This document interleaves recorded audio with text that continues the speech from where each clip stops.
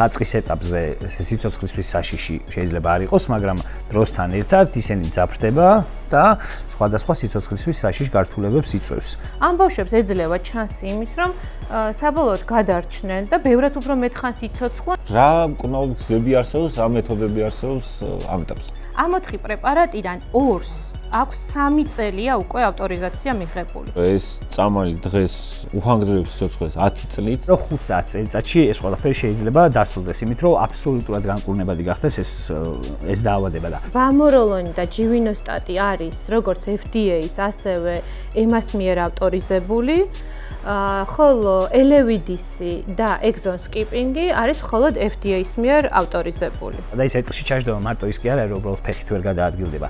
მთლიანად ანგრევს სასიცოცხლოდ მნიშვნელოვან არათუ ორგანოთა სისტემებს. თავიანთი შრომებზე რო იყოს საუბარი, ის 5 წელი არ იქნება მნიშვნელოვანი, ან ის 10 წელი. შესაძლებელია ძვირიანი პრეპარატის ისე აღმოჩენა ჩვენ ქვეყანაში სხვადასხვა გზებით, რომ ამაში ფულის გადახდაც კი არ დაჭირდეს სახელმწიფო. დღესაც შეუძლიათ, რომ პირველი ნაბიჯი, რასაც გადადგამენ, იყოს ეს. მთელი პროპაგანდის მანქანა დარაზმულია და ებრძვიან ამ ბავშვებს და მათ მშობლებს. და როდესაც უზღუდავ ადამიანს ამ ყველაფერზე ხელმისაწვდომობას, კვლევობაში იღებ ფაქტობრივად მონაწილეობას.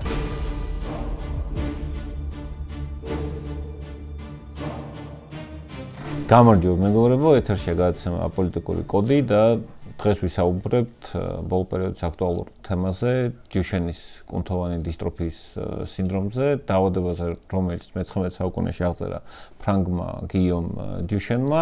ეს არის იშვიათი გენეტიკური დაავადება, რომელიც ხასიათდება კუნთის განლევით და ამაზე ვისაუბრებთ გადაცემის სტუმრებთან ერთად, გიორგი ახობაძე, ექიმი და ანი ქავთარაძე, ასევე ექიმი.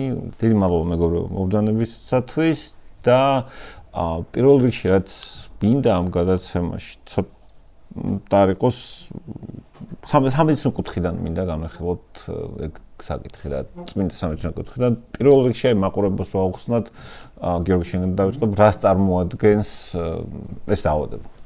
მოკლედ ეს დაავადება, მოგესალმებით პირველ რიგში მაყურებელს მივესალმები.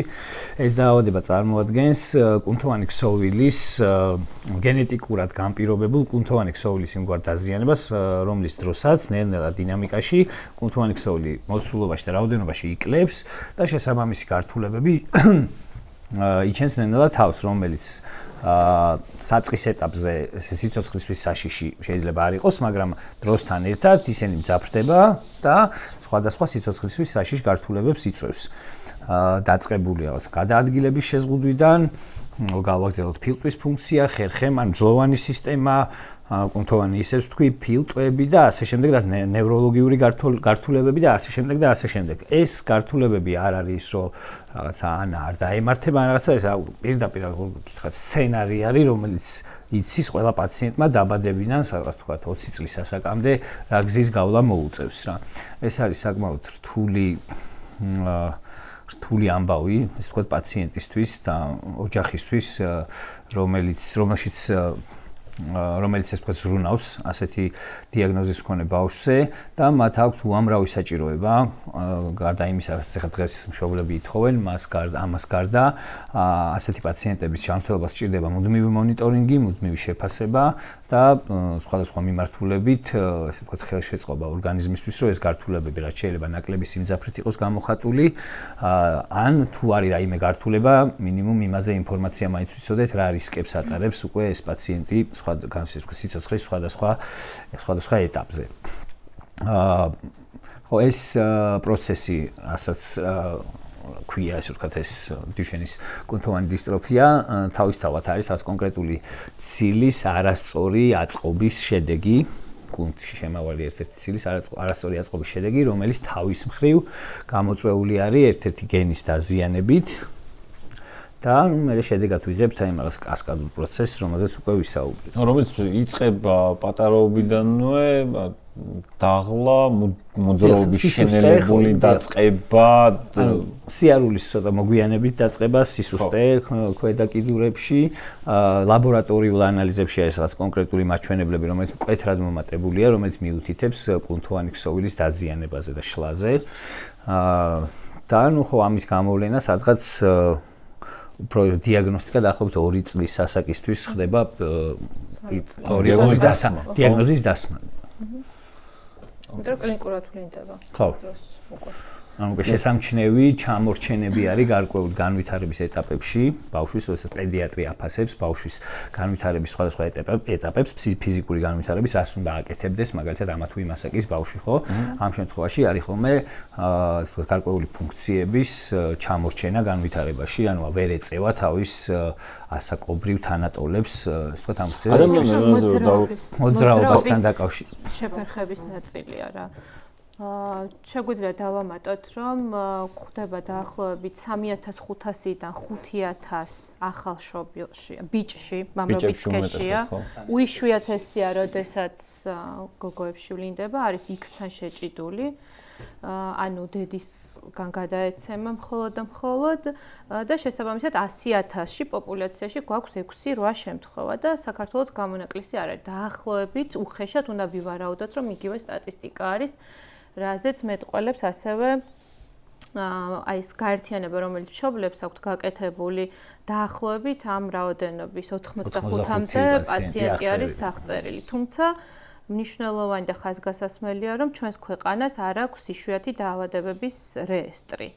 და ეს არის ძალიან მნიშვნელოვანი ჩავარდნა, რომელიც ჩვენს ქვეყანას აქვს და ბოლო წლების მანძილზე ეს ცალსახად უნდა გაკეთებულიყო და დღეს არ გვაქვს. ამიტომ ზუსტი სტატისტიკა არ ვიცით, თუმცა ის ხალხი, ვინც დაუკავშირდა, ვთქვათ, აი ამ ასოციაციას, რომელიც მშობლებმა დააფუძნეს, არის დაახლოებით 85-მდე რეგისტრირებული. ასევე უნდა ვთქვათ, რომ განსხვავება არის გარკვეულწილად გენეტიკურიც, იმიტომ რომ დამოკიდებული არის იმაზე, თუ მუტაციის რა ტიპი გვაქვს. ანუ სხვა იშვიათი დაავადებების შემთხვევაში შესაძლებელია, რომ გქონდეს რაღაც ერთი კონკრეტული მუტაცია გენის, მაგრამ დუშენის კუნთოვანი დისტროფიის დროს სხვადასხვა ტიპები არსებობს და შესაბამისად მკურნალობაც არ არის ისეთი ერთგვაროვანი ყველა პაციენტისთვის. აი თუ კი ჩვენ გავიხსენებთ აქონდროპლაზიის შემთხვევას, ერთი კონკრეტული პრეპარატი ესაჭიროებოდა და ერგებოდა ყველა პაციენტს, მაგრამ ამ შემთხვევაში ასე არ არის. თუმცა კლინიკური გამოვლინების თვალსაზრისით, რაც გიორგიმ უკვე აღნიშნა, დაახლოებით ერთნაირად უვლინდება ყველას მას შემდეგ, რაც ბავშვი ფეხს აიდგამს და აქტიურ მოტორულ ფუნქციებს უკვე ითვისებს და ავლენს, პირველი, რასაც მშობლები ამჩნევენ, ეს არის სიარულის განსხვავებული ტიპი და ასევე კიბეზე ასვლის შეფერხება, ასე ვთქვათ, და შემდგომ უკვე აქცევენ ამას. იწყებენ სიარულს, ყურადღებას, ცერათით, ფეხის ცერათითებით, ანუ ტერფი ჩამოდის. ცერათით ეყრდნობა ცერათით, ხო, აი ფეხის წვერებზე და ახლა ცერათითებისკენ და შემდგომში მე ეს, ვთქვათ, ერთ-ერთი გართულება, რომელიც აქედან გამომდინარე ვითარდება, თუ ბავშვს არ აქვს ფიზიოთერაპია და ეს ვთქვათ, ეს რაღაც იოგების და სახსრების დამუშავება არ ხდება, აქილევსის მყესი არის ესეთი, რომელიც ქუსლს, ესე ვთქვათ, წვივთან აკავშირებს და იმის დამოკლება ხდება და ზოგ შემთხვევებში ხე იშვიათად არის ეს, მაგრამ ზოგ შემთხვევაში ოპერაციულად ამ იმას ვქვია, მყეს და დაგძელებაც სჭირდება ხოლმე, რომ ეს ტერფი გასწორდეს რა.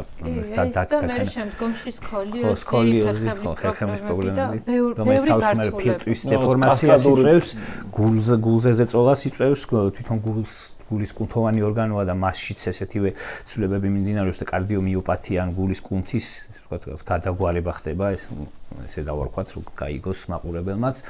და ნუ აი ძალიან ბევრი კომპლექსური სხვადასხვა სპეციალისტების მხრიდან საჭირო არის მუდმივი მონიტორინგი ამ პაციენტების რა მუდმივ რეჟიმში. მოკლედ რომ შევაჯამოთ და შევაფასოთ, ეს არის იშვიათი გენეტიკური მძიმე დაავადება და რაც ყველაზე მნიშვნელოვანია პროგრესირებადი, რომელსაც აქვს საბოლოოდ ფატალური გამოსავალი. ეს არის დღეს მისი აღწერა, ასე ვთქვათ, აი ამ დაავადების აღწერა. სწორედ ამიტომ არის მნიშვნელოვანი ჩართულობა პროცესის შენელებაში, არაერთი ხელშემწყობი ფაქტორით, ვთქვათ, მათ შორის არა მხოლოდ მედიკამენტებით, არამედ სხვადასხვა ტიპის საშუალებებით, როგორიც არის აი ეს სარეაბილიტაციო პროცესები, შენელება პროცესის იმისთვის, რომ აი ეს ბოლო ეტაპი რაც შეიძლება გვიან დადგეს და დღეს უკვე შეიძლება ითქვას, რომ ბევრად უფრო ხანგრძლივად ცოცხლობენ ეს ადამიანები, ვიდრე ადრე.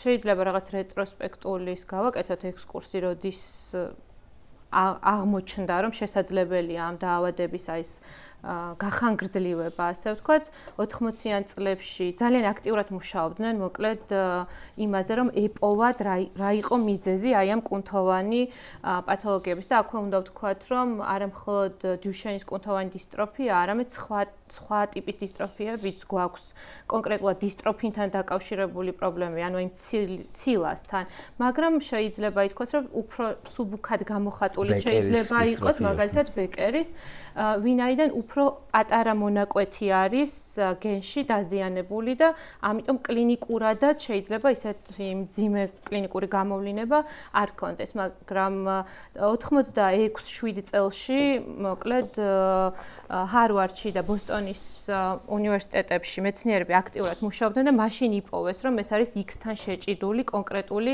გენის პრობლემა და აი მაშინ დაიწყო და დაედო დასაბამი, ასე ვთქვათ, სამუშაო პროცესს, როდესაც ადამიანებმა აიღეს ორიენტირი იმაზე, რომ გარკვეულწილად აი ამ გენური ინჟინერიის საშუალებით, როდესღაც მოხდებოდა ჩარევა ისეთი ტიპის, რომ დაკორექტირდებოდა ეს ხარვეზი, ასე ვთქვათ, მარტივად რომ ვთქვათ და ფაქტობრივად 35 წელი დასჭირდა იმას, რომ მისულიყვნენ იმ კონდიციამდე, როდესაც შესაძლებელი იქნებოდა გარკვეული პრეპარატის შემუშავება, რომლის ადმინისტრირება შესაძლებელი გახდებოდა უკვე პაციენტისთვის. ანუ აი ამდენი წელი გაიარა მეცნიერებამ იმისთვის, რომ ჯერ აღმოეჩინათ და შემდგომ უკვე ემუშავათ და ეს არის ძალიან დიდი კოლოსალური შრომა არის ჩადებული ამ პრეპარატების შემუშავებაში, თუ კი გენურ თერაპიაზე ვისაუბრებთ და ზოგადად გენური ინჟინერია, მე ვფიქრობ, რომ არის მომავლის მედიცინა, რომელიც ყველა ასეთი დაავადების შემთხვევაში ძალიან დიდ წვლილს შეიტანს, არა მხოლოდ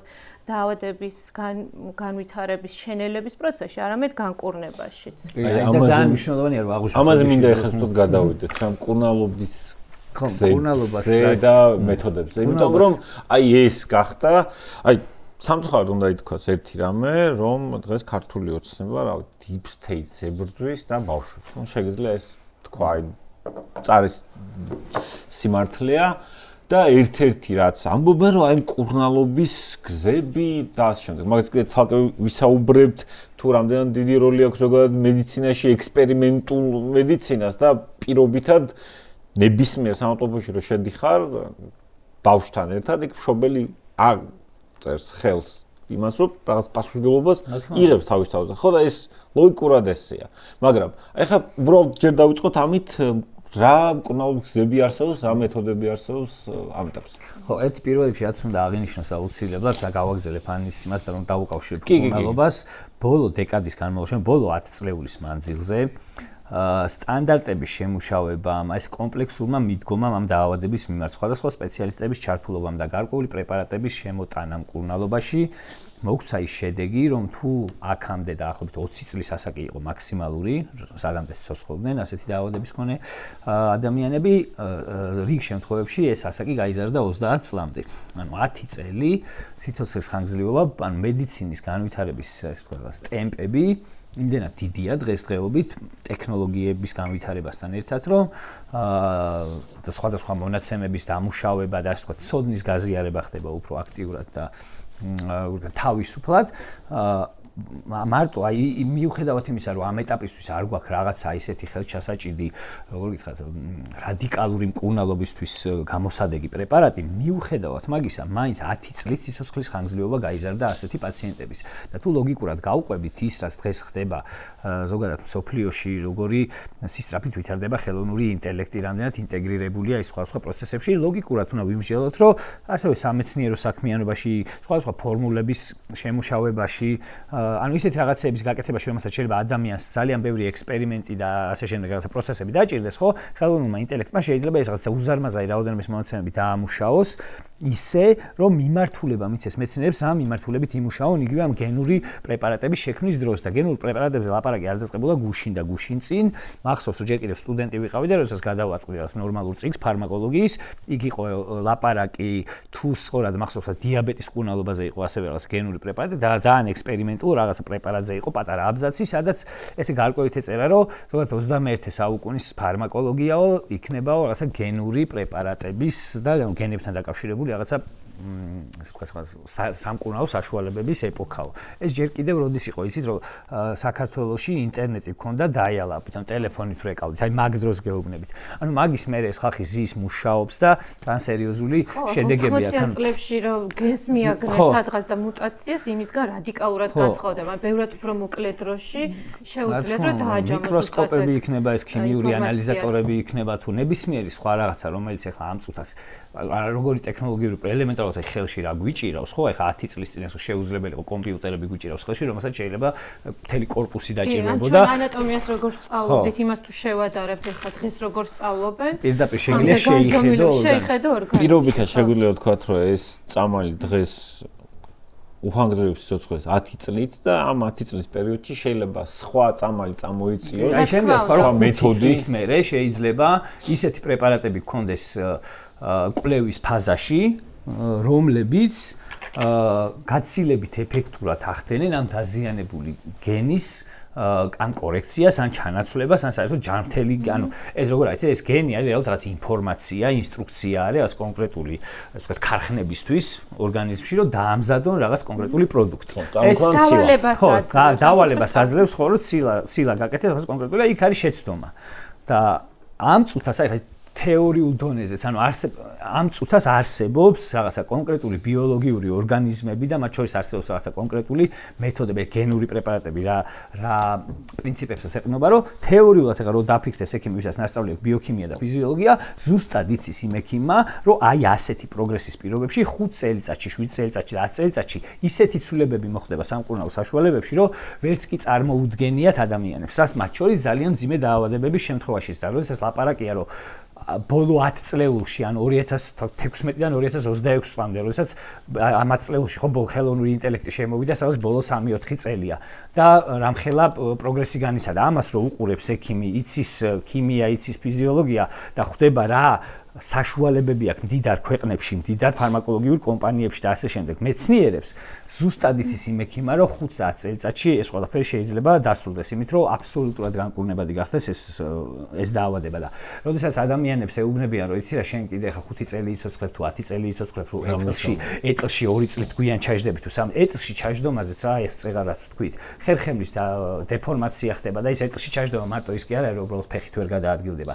მთლიანად ანგრევს სასიცოცხლოდ მნიშვნელოვან არათუ ორგანოთა სისტემებს, რომლებიც კიდე ცალკე მისახედი ხდება, რომელიც კიდე ცალკე საკმაოდ მძიმე პრობლემებია და ისე ვქვია ორგანიზმისთვის და ძალიან მძიმედ გასამკლავებელია, როდესაც სხვა შემთხვევებში დიუშენის მიღმაც რო არსებობს ეს პრობლემა, გულის უკმარისობა იქნება, ფილტვის უკმარისობა და გულკედის დეფორმაცია თუ ასე შემდეგ, სხვა პათოლოგიების დროს ეგეც საკმაოდ რთულად სამართავი პროცესებია და წარმოიდგინეთ დიუშენის დისტროფიას რო ემატება დამატებით კიდე რაღაცა სასიცოცხლო მნიშვნელოვანი სისტემების ფუნქციის გაუარესება. ხო, ეს არის ეტლში ჩაждდომა და არა ის რომ უბრალოდ ვერ გადაადგილდება ადამიანი თავისი ფეხით რა და ამიტომ ესეც უნდა იცოდეს ყველამ, რომ ეს არ არის მხოლოდ დაჯექიადექის ძალიან ამარტივებენ, ეს არის რაღაცა პროპაგანდის ერთ-ერთი მეთოდი, რომ რაღაცა მნიშვნელოვანი და რაღაცა ძალიან საჭირო თემა იმდენად გაამარტივო და გააუფასურო, რომ ადამიანს მიაწოდო ისე რომ ხო აი არაფერი ისეთი არ არის ხო 1 წლით გვიან დაждდება ეტლში თუ 1 წლით ადრე არაფერს არ არის. ყველა საშინელი ამაში რა არის?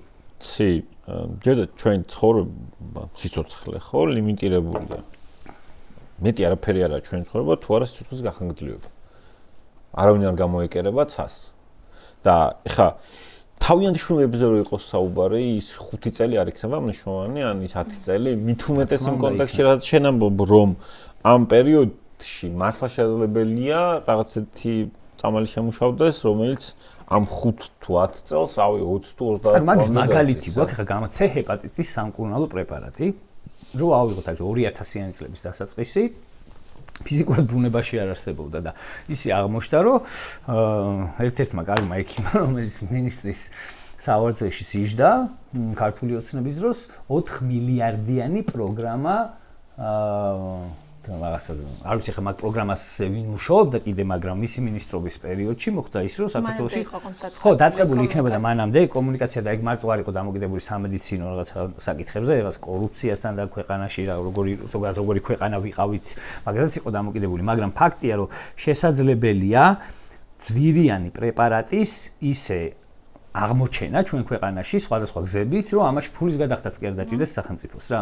მით უმეტეს, როდესაც ვლაპარაკობთ ისეთ პრეპარატებზე, რომლებსაც დამატებითი კვლევები ჭირდებათ იმისათვის, რომ ასე ვთქვათ, რაღაც უფრო მაღალი, ხო, მაღალი სარწმუნოების მქონე მტკიცებულებები დაიდოს, ასე ვთქვათ, სამედიცინო ლიტერატურაში. მაგაზე სულ ეხა პარალელი შეგვიძლია გავალოთ, მაგალითად მოვიყვანოთ, ჩვენ ორივეს გვიმუშავებ ბავშვთა კარდიოქირურგიაში და ვიცით ისეთი მანკი, რომელიც გარკვეულ ასაკში ზუსტად ფატალურად სრულდება, მაგრამ ჩვენ წლების მანძილზე დღევანდელ დღემდე ყოველთვის ვაკეთებდით ამ ოპერაციებს თან ეტაპობრივს.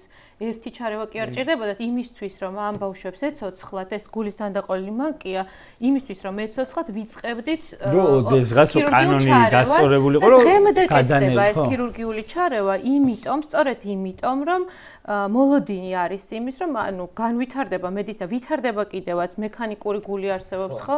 ზრდიან ბიოლოგიურ ღეროვანი უჯრედებისგან და ამ ბავშვებს ეძლევა ჩანსი იმის, რომ საბოლოოდ გადარჩნენ და ბევრად უფრო მეტხანს იცოცხლონ, ვიდრე მანამდე ცოცხლობდნენ. ანუ არსებობს არაერთი დიაგნოზი, სადაც ჩვენ ვაკეთებთ ჩარევას, ჩვენ მივდივართ გარკვეულ თერაპიებზე, ამ შემთხვევაში ეს ქირურგიულია და მათ შორის მედიკამენტოზურიც, როდესაც ჩვენ გვაქვს მოლოდინი, რომ დადგება დღე ხვალდაზე ძალიან მალე, აი ამ განვითარების ტემპების გათვალისწინებით, როდესაც შევძლებთ, რომ სიცოცხლე გავახანგრძლივოთ და ასეთი მაგალითი გვაქვს ახლაც.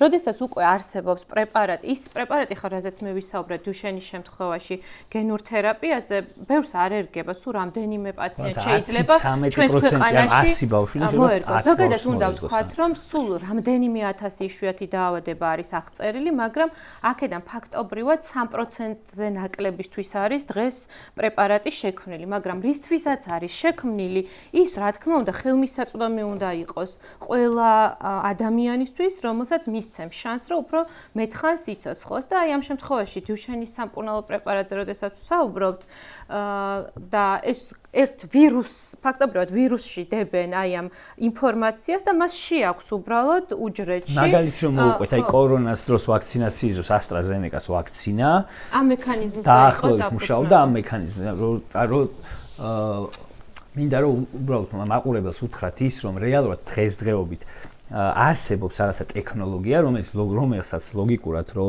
უყურებ, ის მიგიყვანს იქამდე, რომ დუშენის კუნთოვანი დისტროფია განკურნებადი დაავადება გახდება. აი ეს შემიძლია რაღაც და არა მარტო, მათ შორის რაღაც დიაბეტი, ნებისმიერი რაღაცა, რომელიც გაფუჭებული გენის ინფორმაციასთან არის დაკავშირებული. ანუ ამ წუთას ხელში გვეჭირა ეგ პრეპარატი, ეგეთი მოქმედების მექანიზმის მქონე პრეპარატი გვეჭირა ხელში, სხეულში ყავს შეყვანილი, რა ვიცი, ვისაც AstraZeneca-ს ვაქცინა აქვს გაკეთებული და ეგ ვაქცინა თუ არ ვწდები, თუ სწორად მახსოვს, რაღაცა ერთ-ერთი სიმსივნის პრეპარატის მუშაობდნენ სიმსივნის პრეპარატზე და იქიდან აიღეს ეგ ტექნოლოგია და გადმოიტანეს, ასე ვთქვათ, ვაქცინის წარმოებაში. ანუ იქაც რეალურად ცილას აშენებს.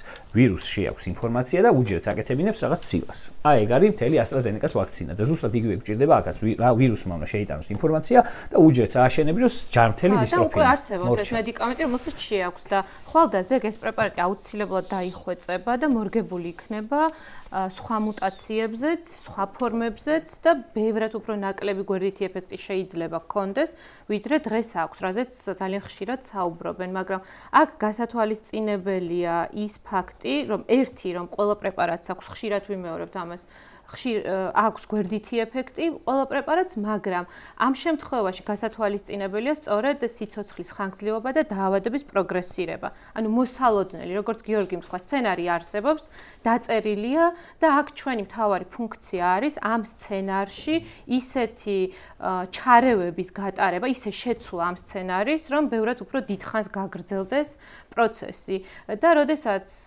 უზღუდავ ადამიანს ამ ყველაფერზე ხელმისაწვდომობას, მე არ ვიცი რა გქვია, გარდა იმისა, რომ რა ვიცი რაღაცა მკვლელობაში იღებ ფაქტობრივად მონაწილეობას მაშინ, თუ კი ასე მიუდგებით, არაერთი ქრონიკული დაავადება, რომელიც ჩვენს ირგვლივ არის და ჩვენ დადასტურებულად ვიცით, რომ ეს დაავადებები განკურნებადი არ არის, ჩვენ მხოლოდ მის მართვაზე ვზრუნავთ და ამ შემთხვევაში სიცოცხლის გახანგრძლივებაზე და ასევე ვზრუნავთ იმაზე, რომ აი ეს სიცოცხლე იყოს გაცილებით უფრო ესეთი ხარისხიანი, კი ბატონო, და მთელი ჯანდაცვა ზოგადად ამაზე არის ორიენტირებული, რომ ხარისხიანად უფრო ხანგრძლივად ვიცოცხლოთ, მაშინ ესეც კითხვის ნიშნის ქვეშ უნდა დავაყენოთ მათი დამოკიდებულების და თეორიის მიხედვით, ვისაც ახლა დღეს ხელთ უყრია ჯანდაცვის სისტემა თუ ამ ქვეყნის ბიუჯეტი. ამიტომ აქ ორი აზრი არ არსებობს, რომ ბავშვებს უნდა მივცეთ წამალი. დიახ, ბავშვებს უნდა მივცეთ წამალი.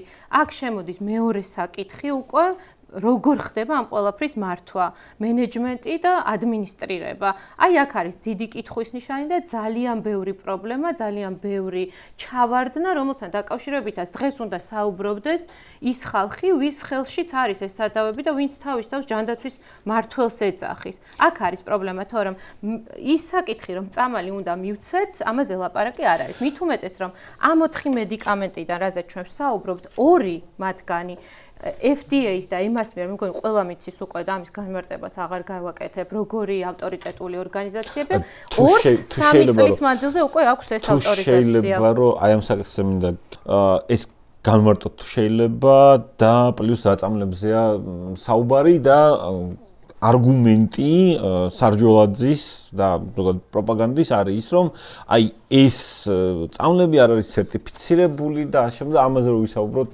ცოტა დაწვრილებით თუ შეიძლება. სულ 4 პრეპარატზე არის საუბარი, ერთ-ერთი უფრო გავშალეთ, იმიტომ რომ მაინც მომავლის გზად გვესახება გენური ინჟინერია, რაზეც ვისაუბრეთ და ამ 4 პრეპარატიდან, პირველ რიგში ერთი არის ამერიკის ძალიან ავტორიტეტული ორგანიზაცია, რომელიც ფაქტობრივად ყველა ნებისმიერი საკვები იქნება ეს თუ წამალი, მან უნდა გასცეს ნებართვა, ანუ მისცეს ავტორიზაცია ყველაფერ იმას, რასაც ადამიანი იღებს ამერიკის შეერთებულ შტატებში. მეორე არის ევროპის წამლის ორგანიზაცია, რომელიც პრეპარატებს აძლევს უშუალოდ ავტორიზაციას, ანუ 2 ძალიან მძლავრი და ავტორიტეტული ორგანოა, რომლის ავტორიზაციასაც ითვალისწინებენ ჯანდაცვის სისტემები არაერთ ქვეყანაში. არა მხოლოდ FDA-ზე რო იტყვი რომ რაღაც დაუწუნებ აი. ხო, არა მხოლოდ ამერიკის და ევროპის კონტინენტზე, არამედ სხვაგანაც და მასში შემოვალ ქვეყნებში, ან ძალიან ავტორიტეტულია და ამ 4 პრეპარატიდან 2-ს აქვს 3 წელია უკვე ავტორიზაცია მიღებული. ანუ ეს 2 პრეპარატი ჩვენ შეგვიძლია ვთქვათ, რომ დადასტურებულიც არის, ავტორიზებულიც არის, ბეჭედიც დარტყმული აქვს და ანუ აქ კითხვის ნიშანი არ არსებობს საერთოდ და მინიმუმ ამ პრეპარატებთან დაკავშირებით შეეძლო დაეწყო საუბარი და აი ეს რაღაც სპეკულაცია გვერდით ეფექტებთან, ავტორიზაციასთან დაკავშირებით საერთოდ არ ყოფილიყო, მაგრამ მე რაღაც შეგრძნება მრჩება და დარწმუნებულიც კი ვარ ამაში, რომ აი ეს რაღაცა როგორ ვთქვა, ეს რაღაცა არეულობა, აჯაფსანდალი შექმნეს იმისთვის, რომ საზოგადოებისთვის არ ყოფილიყო გასაგები ეს ყველაფერი, იმიტომ რომ მრავალწახნაგოვანია თავად პრობლემა, დიაგნოზიც და რთულია რიგითი მოქალაქეებისთვის გაერკვეს ამ ყველაფერში. ერთის მხრივ დიაგნოზში, მის რაღაცა თვითონ დაავადების არსში, წარმოშობაში, გამოვლინებებში და ასე შემდეგ და შემდგომ უკვე თერაპიებში და მის მექანიზმებში და მერე უკვე ავტორიზაციებში. ანუ სპეციალურად გააკეთეს ეს მე ეგეთი შთაბეჭდილება მრჩება. აი რუსული კანონის დროს რო გვეუბნებოდნენ შინაარსში შემუხლებრივად განვიხილოთ და დაახლოებით ეგეთ ქაოსს ქმნიან, რომ და ჩვენ გვიწევს ახლა ახლა აი ისევ სულ ვადარებ აქონდროპლაზიას, მაგრამ ბევრად მარტივი იყო ჩვენთვის ამ დარგის სპეციალისტებისთვისაც რიგითი მოქალაქეებისთვის აგვეხსნა დაავადება და შემდგომ წამალი, ვიდრე ახლა, იმიტომ რომ აი ძალიან ბევრი კომპონენტი შემცველია და მადლობა რომ უძღვნით ამ ყველაფერს დროს და უთმობთ რომ როგორღაც აი ესე დეტალურად განმარტოთ. წამლებს რო დაუბრუნდეთ, მოკლედ 2 პრეპარატი 3 წელია უკვე ავტორიზებულია ორივე ორგანოს მიერ და ერთ-ერთი მათგანი არის შეიძლება ითქვას ჩამნაცვლებელი იმ პრეპარატის, რომელსაც დღეს ჩვენი ბავშვები საქართველოში იღებენ და რომელსაც აქვს არაერთი მძიმე გვერდითი ეფექტი. და თუ კი გვერდით ეფექტებზე ვსაუბრობთ, პირველ რიგში ამ პრეპარატით უნდა დავიწყოთ, რომელიც არის უიაფესი, არის აფთიაქში ღირს სადღაც 20-ლარამდე მე მგონი, მაგრამ დეფლაზაკორტი და ერთიანი შესყიდვით ალბათ ბევრად უფრო იაფად ყიდულობენ დღეს ყიდულობს ჯანდაცვის სამინისტრო. და მას აქვს არაერთი გვერდითი ეფექტი, რომელიც ამ ბავშვების დაავადებას, რომელიც მძიმეა და ვისაუბრეთ უკვე ამაზე, კიდევ უფრო მეტად ამძიმებს. მათ შორის ეს არის დაკავშირებული მეტაბოლურ პრობლემებთან, წონაში იმატებენ ბავშვები, აქვთ გარღვევა, გლუკოზის ცვლის, არაერთი პრობლემა მოყვება, ზრდის, ძვლოვანი სისტემის, მარტივად რო გამოფიტვა. იმუნოდეფიციტი, კუჭი, ძვლოვანი სისტემა, ანუ ეს დავაზუსტოთ, ეს ის წამალი, რაც იღებენ. ანუ აქვს უამრავი მძიმე გვერდითი ეფექტი.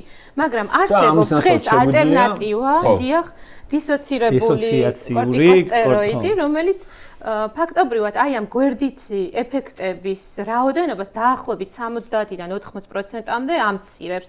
ისეთი მექანიზმით მუშაობს ეს სტეროიდი. მოგეთ ესეთ ქიმია, ექიმებისთვისაც რთული გასაგებია. თუ ავიღოთ აი კარგ ეფექტებს და ცუდ ეფექტს, აი რაღაც წამალია, რომელსაც აქვს კარგი ეფექტი, რაც ჩვენ გჭირდება და ცუდი ეფექტი ამასთან ერთად. აი ისე როგორც ქიმიოთერაპიის დროს მაგალითად ეს ახალი რაზეც ლაპარაკია ვამოროლონზე. წარმოიდგინეთ ამ დისოციაციური რას ნიშნავს, რომ აი ამ ცუდ ეფექტებს და კარგ ეფექტებს ესე შუაზე ყოფს, ანუ ცუდი ეფექტები არის მინიმალიზირებული და კარგი ეფექტები არის უფრო წამოწეული რა, ანუ ის რაც ჩვენ გვჭირდება. და ამაზე ძალიან ანუ რეალურად ბავშვებს ზრუნავდათ ეს აპარატი უნდა შემოვიტანოთ და მივცეთ. ეს აპარატი არის მინიმუმ, აი როგორ გითხრათ, აი არათუ რატო აქამდე რატო არ გვაქვს შემოტანილი ამაზე არ გითხრა და პლუს ამას სარჯველაძემ პარლამენტში რო აკეთებდა მოხსენებას ძალიან აქაც ძალიან ისეთი გამარტივება გააკეთა რომ ხალხი შეცდომაში შეეყვანა და ამაზეც უნდა აუცილებლად ვილაპარაკოთ რომ აი ეხლა იღებენო ახესენიო ბავშვებიო სახელმწიფოს დაფინანსებითო ესპანურ სტეროიდსო და მშობლებიო ითხოვენო გერმანულსო ანუ განსხვავება ერთი და იგივე არის ხა ესპანური იქნებაო თუ გერმანულიო თითქოს გემოვნების ამბავი იყო ხო რაღაც რეალ მადრიდი და მუხეს ბავარიამ დაიყო ხო, აი და აქამდე დაიყვანა, რომ ანუ ესპანური წარმოების იქნება თუ გერმანული და რეალურად ეგ არის აი ერთ-ერთი ყველაზე ესე როგორ გითხრათ, ანუ საიმედო პრეპარატი ამ შემთხვევაში, რომელიც ხასიათდება მკვეთრად შემცირებული გვერდითი ეფექტებით. მკვეთრად შემცირებული ეფექტებით. კამათი საერთოდ ალბათ დისკუსია სამედიცინო წრეებშიც სხვა რაღაც პრეპარატებთან დაკავშირებით შეიძლება პროფესიულმა საზოგადოებამ იკამათოს, თქვა კონკრეტულ პაციენტებთან მიმართებით რისკი და სარგებელი აწონოს და სარგებელზეც მე ცალკე ვილაპარაკოთ. ამაზე უნდა ვისაუბროთ აუცილებლად, რომ 4-ვეს შემთხვევაში ეს ვამოროლონი ყველას ერგება. ანუ ეს არ არის რომ რომელიმე ყველას ერგება, ყველაზე იაფია ამ ახალ წამლებს შორის და ძალიან მნიშვნელოვან გვერდით ეფექტებს აცილებს პაციენტებს თავად. ხო და ამასთან დაკავშირებით მოკლედ დისკუსია არ უნდა იყოს და შეუძლიათ, დღესაც შეუძლიათ, რომ პირველი ნაბიჯი, რასაც გადადგამენ, იყოს ეს, რომ აი დავიწყებთ ამით და შემდგომ გადავალთ სხვა პრეპარატების შემოტანაზე და ადმინისტრირებაზე, იმიტომ რომ მულტიდისციპლინურმა ჯგუფმაც აი ახლა დაგვიანებით მშობლების ქუჩის პროტესტის შემდგომ, მაგრამ დაიწყო ფუნქციონირება და მე ვფიქრობ ეს აღიარება მათი მხრიდან ცალსახად და ეს კიდევ ერთხელ ადასტურებს იმას, რომ ისინი უმოქმედონი იყვნენ ამ ბავშვებთან მიმართებით, გარდა იმისა, რომ სხვა დამხმარე საშუალებებს არ აფინანსებდა საერთოდ სახელმწიფო,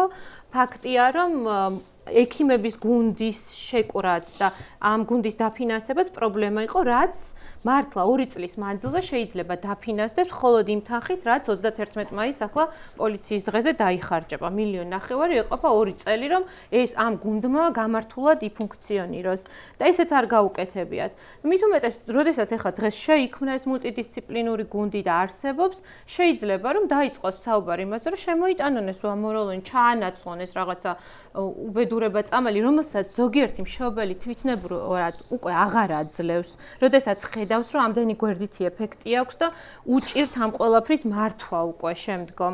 და ანუ აქ არის ფაქტობრივად ნების დეფიციტი ერთი და კიდევ არ ვიცი რა შეიძლება დაერქვა ეს რა მულტიდისციპლინური გუნდიც აი მართ ჩემთვის აი რაღაცნაირად აი ხუარების ფასების შემსწავლელ კომისიას ვაკეთებენ რომ ფასები შეისწავლონ რაღაცა მუშაობის ესაა გრუბელი დააყენოს ექიმებს ერთმანეთთან ურთიერთობა და კონტაქტი არ გვიჭირს როდესაც ჩვენ გვყავს პაციენტი გვაქვს მატერიალურ ტექნიკური და ფარმაცევტული ესე ვთქვათ საშუალებები საერთოდ არანაირი პრობლემა არაა შევქმნათ რაღაც WhatsApp-ის ჯგუფი და ძალიან მშვენივრად ახლა შეიძლება ამაზე გამომეკიდონ მაგრამ აი რა ვიცი 10 და 12 წელი ხელისუფლებაში არიან და გუშინ წირო გაახსენდა სარჯველაზე და დარბის ახლა კლინიკა და ხალხსაჩვენებს რომ ვითომ მუშაობს ხო ეგ უბრალოდ უნდა ექიმებისთვის ამის ნება და საშუალება მოეცა და ჩვენ თვითონ დავორგანიზდებოდით გადასარევად და სხვა ვამოროლონის გარდა სხვა პრეპარატებზეც რო შემდეგ კი ალბათ ჯივინოსტატზე უნდა ვილაპარაკოთ კი ბატონო ხო, ჯივინოსტატის შემთხვევაშიც რეალურად თუნდაც ის ერთჯერადი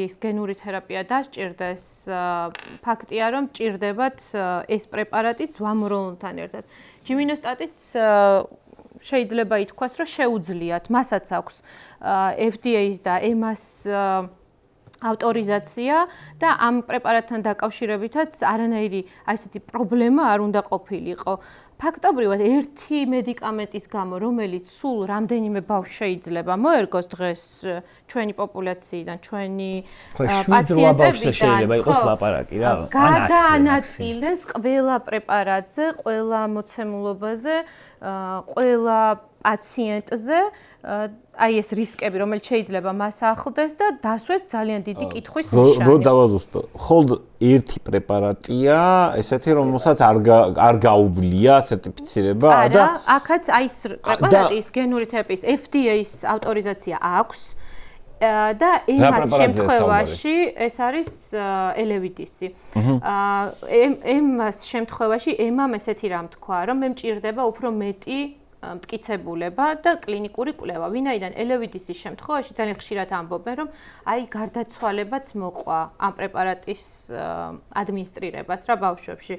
FDA-ის ავტორიზაცია მას აქვს, დაჩქარებულად მიიღო ავტორიზაცია, მაგრამ ეს ორი შემთხვევა გარდაცვალების, როდესაც ღვიძლის უკმარისობა განვითარდა და გარდაცვალება იყო უკვე საკმაოდ ესეთ მძიმე პაციენტებში ადმინისტრირებული, შესაბამისად მათ უკვე შეწყვიტეს უბრალოდ აი ესეთ მწოლიარე, მძიმე მდგომარეობაში მყოფ პაციენტებში ამ პრეპარატის ადმინისტრირება და განაგრძეს ამბულატორიული პაციენტების შემთხვევაში და EMA-მ ამ ფაქტების გამო მოსთხოვა ფარმაცევტულ კომპანიას, რომ აწარმოოს უფრო მეტი კლინიკური კვლევა, უფრო მეტი მტკიცებულება, მოკლედ, მეტ პაციენტში გამოიყენოს და მხოლოდ ამის შემდგომ გადაწყვეტს უკვე საბოლოო ავტორიზაციის საკითხს და ამისთვის სწორედ მწარმოებელმა კომპანიამ გამოაცხადა კლინიკური კვლევის ფარგლებში ბავშვების ჩართულობის შესახებ 100 პაციენტი, აი სულ ახლახანს გახდა ხო ცნობილი, 2 კვირაც არ არის მე მგონი, მოითხოვა 100 პაციენტი, რომელსაც მისცემს,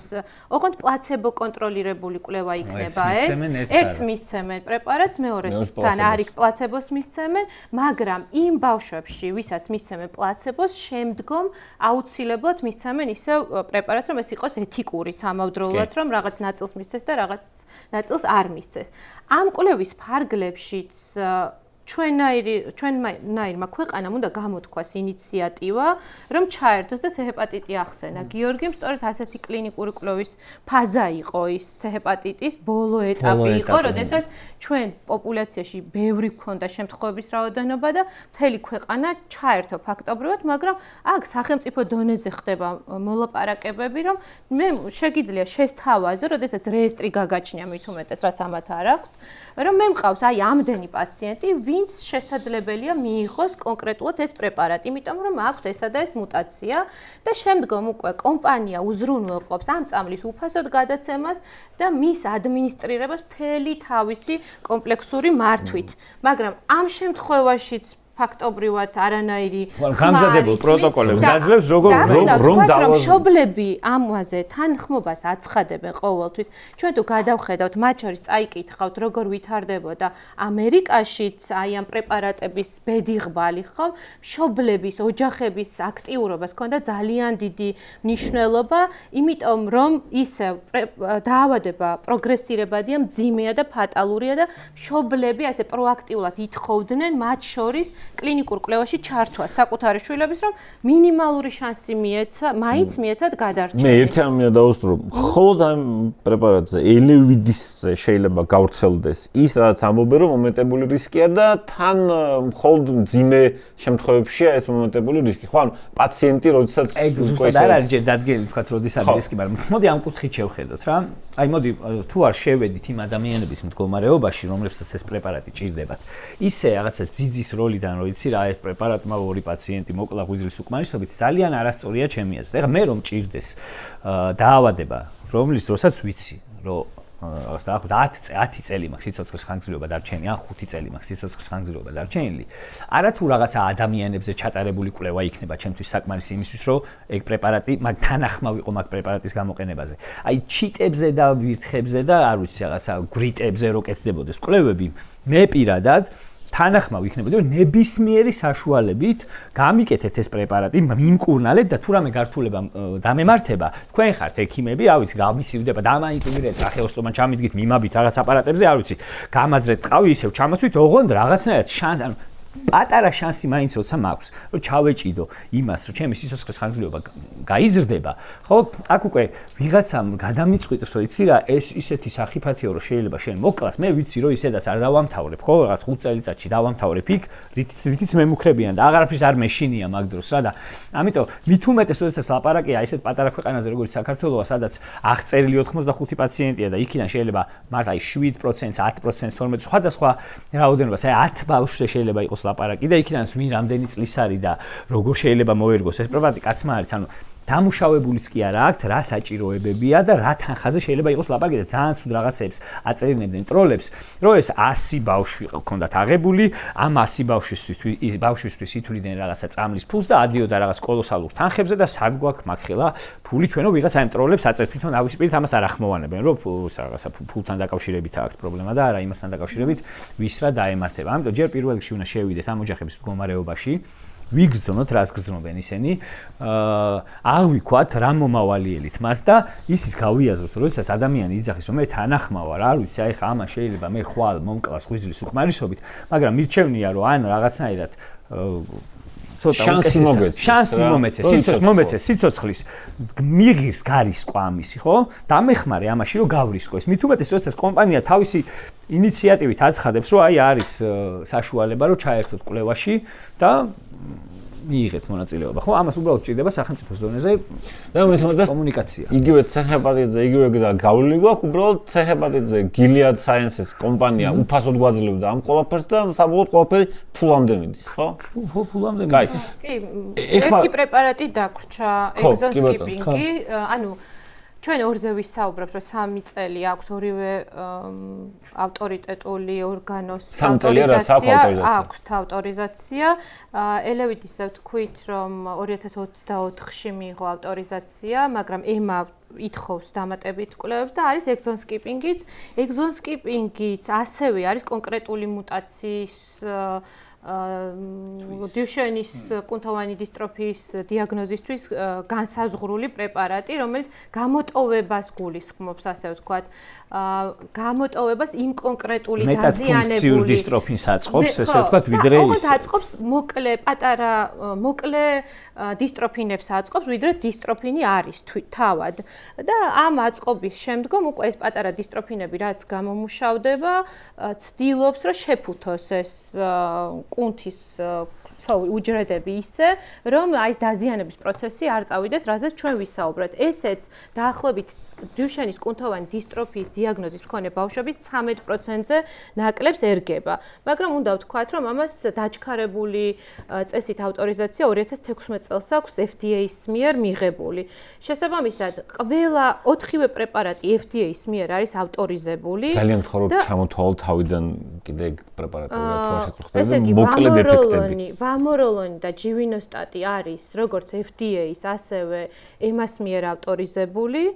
ხოლო ელევიდისი და ეგზონსკიპინგი არის მხოლოდ FDA-ის მიერ ავტორიზებული.